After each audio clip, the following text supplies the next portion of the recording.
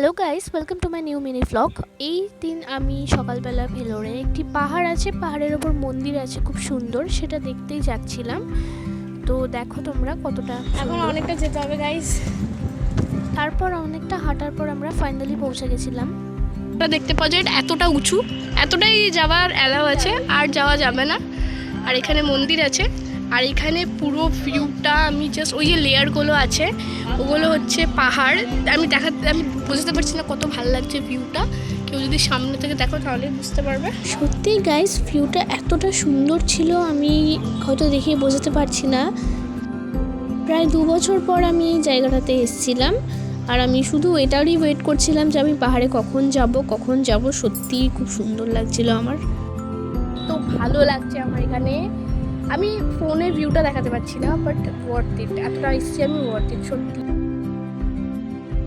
তোমরা দেখতেই পাচ্ছ এখানে পাহাড় কেটে মন্দির বানানো হয়েছে এবং অনেক পুরনো ঠাকুরের মূর্তিও আছে।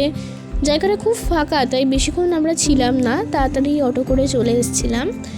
তো সত্যি আমার খুব ভালো লাগলো আজকের দিনটা। তো থ্যাঙ্কস ফর ওয়াচিং, টাটা, দেখা হচ্ছে নেক্সট মিনি ভ্লগে।